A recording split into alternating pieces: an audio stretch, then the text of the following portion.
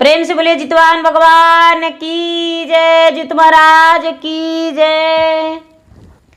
गुरु भाई बहना, मैं एक पारण कथा सुनाने जा रही हूँ।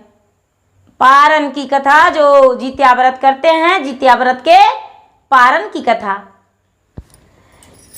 एक मालिन थी और एक माली भी थे और उनका 2 बच्चे भी थे।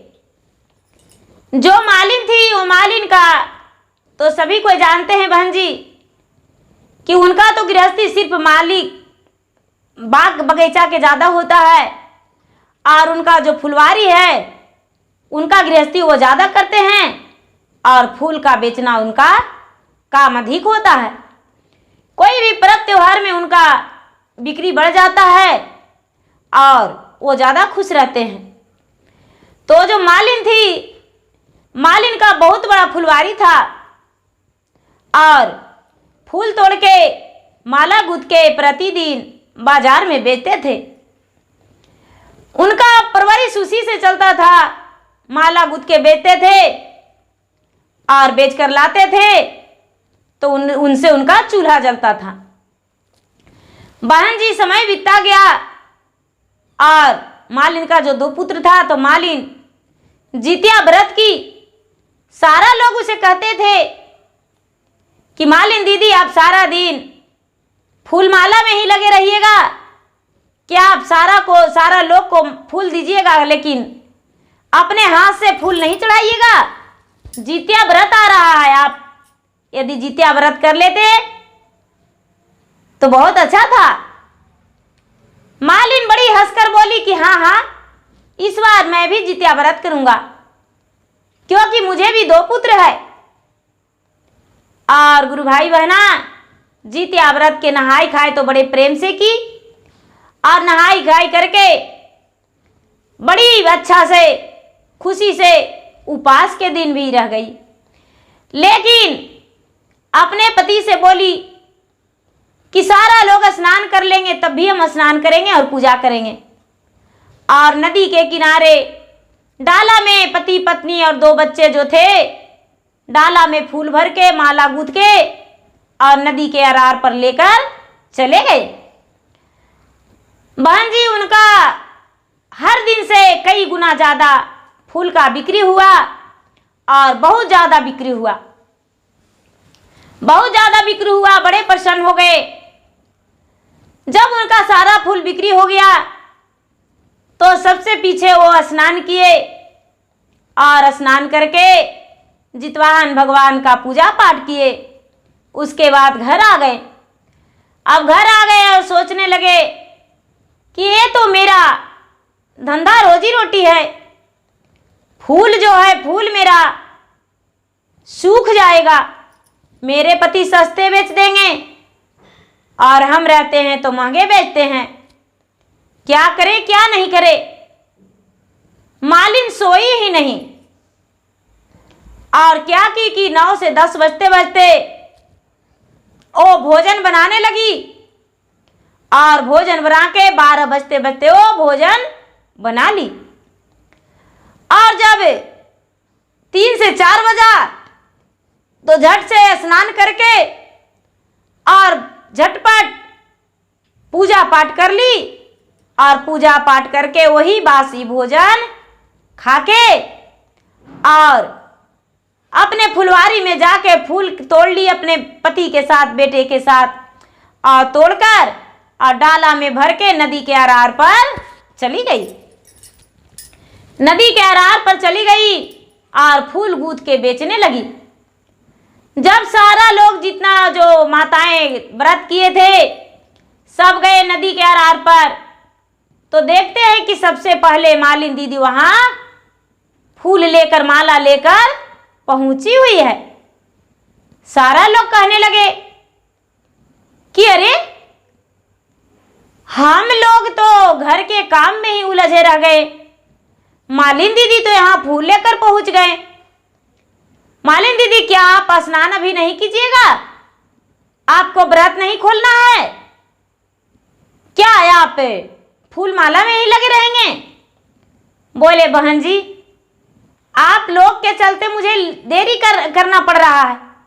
यदि हम स्नान करके पूजा पाठ करने लगेंगे तो आप सबको माला गुथ के कौन देगा, फूल कौन देगा? मेरे पति से उतना जल्दी जल्दी नहीं हो पाता है, इसीलिए मुझे देना पड़ रहा है।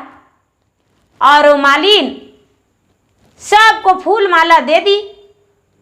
सब कोई चल आए तो झूठी नदी में स्नान करके और वो भी वापस घर आ गई। पूजा तो की ही नहीं, वो सोचती थी कि मैंने तो भोजन कर लिया हूं। अब घर आ गई तो उसका पति खोजने लगे अपने बच्चे को कि मेरा बच्चा कहाँ गया। मालिन ने उसे फूल लाने को लिए और भेज दी थी बगीचा में, फुलवारी में, कि फूल खत्म हो जाएगा तब तक तू ले आ बगीचा से, फुलवारी से फूल।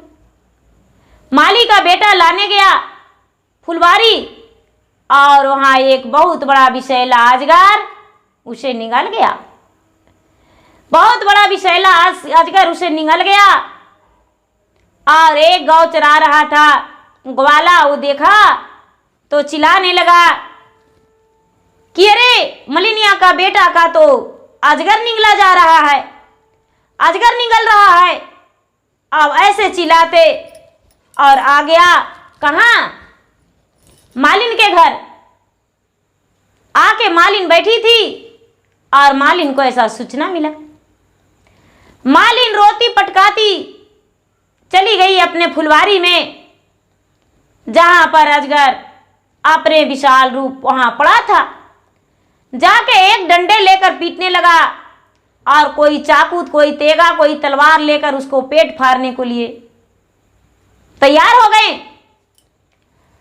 अजगर बोला कि यदि तुम मुझे मार देते हो और मेरा पेट चीर देते हो तो तुम्हारा जो पुत्र है वो मर जाएगा, लेकिन मुझे जीवित छोड़ोगे तब तुम्हारा पुत्र जीवित रहेगा।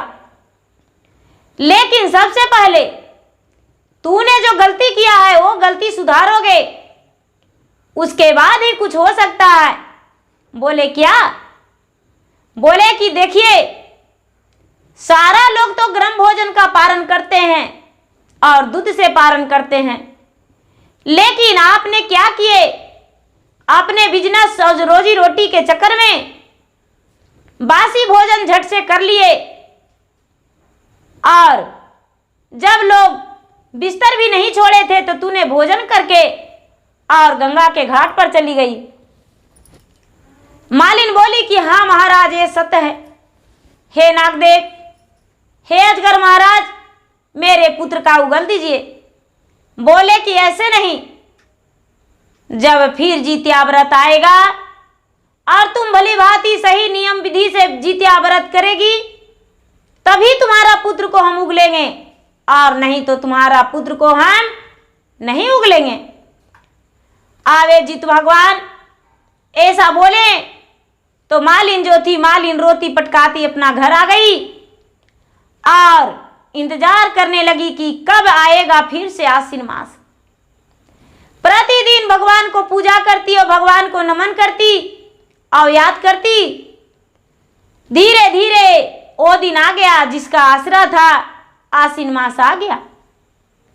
जब आश्विन मास आ गया तो बड़े प्रेम पूर्वक सप्तमी के दिन नहाई खाई की और आठवीं के दिन अपने पति से बोली कि हे पतिदेव जी, आज हम कोई फूल बेचने नदी के आर पे नहीं जाएंगे। जितना फूल है डाली में करके ले जाके नदी के आर पे रख दीजिए। सारी बहनें पूजा करेंगे और जितवान भगवान को चढ़ाएंगे और मेरे बच्चे के लिए भगवान से प्रार्थना करेंगे कि जो मेरा बच्चा इस बार जीवित आ जाए मेरा घर।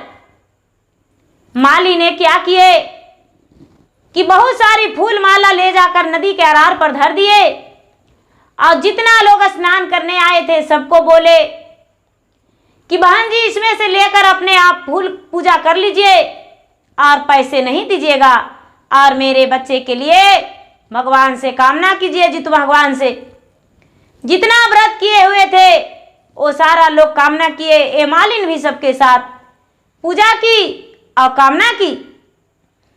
जब सवेरा हुआ तो पारण का समय फिर से माली वही किए, ले जाकर डाली में फूल रख दिए और फूल रख के सबको वही बात बोले।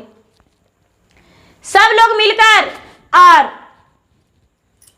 फूल का पूजा किए, मालिन भी पूजा की और भगवान से विनती की। भगवान ने मालिन का पुकार सुन लिए और धीरे धीरे इसका बच्चा को उगल दिए। जब उसी फुलवारी में उगल दिए तो ये जो ग्वाला था, ग्वाला फिर देख रहा था।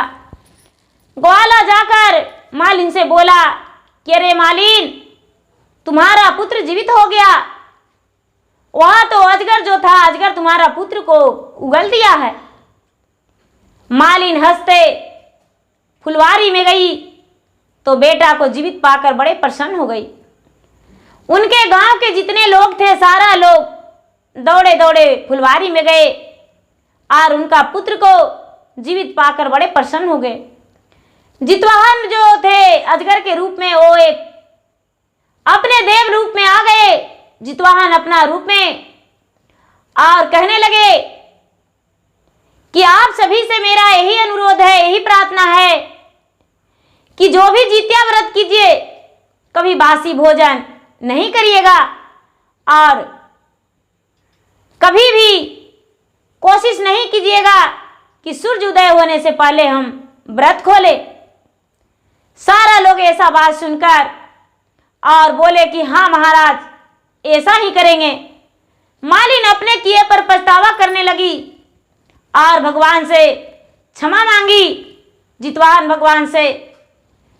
भगवान ने उसका गलती को क्षमा कर दिए।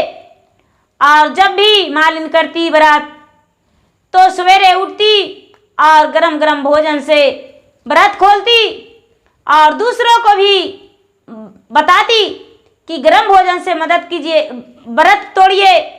और जिसके पास भोजन नहीं रहता, मालिन स्वयं उसे बनाकर और थाल में परोस के ले जाकर खिला देती थी कि आप व्रत खोल के और पारण करके उसके बाद ही अपना भोजन बनाइएगा। मैं भोजन बनाया हूं, आप गरम गरम भोजन से व्रत खोल दीजिए। और मालिन ने दूसरे को सहायता करने लगी, मदद करने लगी। और जो भी गांव वालों थे, गांव वालों ने देखा देखी वो भी ऐसा ही करने लगे, एक दूसरे को मदद करने लगे। और पारण के दिन कोई भी बासी भोजन ना ही तो बच्चे के खिलाने लगे और ना ही अपने खाने लगे। तो बच्चे तो आसरा देखता है कि माता जी कौन ऐसा व्रत आएगा जो हम ज्यादा खुश होएंगे और बहुत ज्यादा सब कुछ खाएंगे, व्यंजन बनेगा। तो उसको माँ कहती है कि बेटा जित्या व्रत आएगा और जित्या व्रत में तुम लोग बहुत प्रकार के व्यंजन बनाएंगे तुम्हारे लिए और तुम खाओगे और पूरा दिन खुशहाली मनाओगे। तुम्हारे लिए हम बहुत सारे सामग्री लाएंगे, फल और छाने हुए पकवान भी तुम्हारे लिए बनाएंगे। और माँ बनाती है और बच्चे पूरा दिन खुश होकर खाते हैं। जीवित पुत्री का व्रत के दिन ये माँ जो व्रत रखती है अपने बच्चे के लिए, बच्चे के लंबा आयु के लिए, तो बच्चे बहुत खुश होता है और पूरा कूद कूद के बच्चे दिन भर खाता पीता है। तो गुरु बहने, मैं भगवान से प्रार्थना करती हूँ कि आप सभी को पुत्र का भगवान लंबा आयु रखे और स्वस्थ रखे, मस्त रखे और आपका पुत्र खुश रहे और आपके साथ रहें। और गुरु भाई बहना, मेरा यदि वीडियो अच्छा लगे तो इसे लाइक कीजिए, शेयर कीजिए, सब्सक्राइब कीजिए। और मैं इंस्टाग्राम पे भी हूँ, मैं फेसबुक पे भी हूँ। मेरा इंस्टाग्राम पे फॉलो कीजिए, मेरा फेसबुक पे फॉलो कीजिए, लाइक कीजिए, शेयर कीजिए। धन्यवाद। जय जितवाहन बाबा, जय जीवित पुत्री का।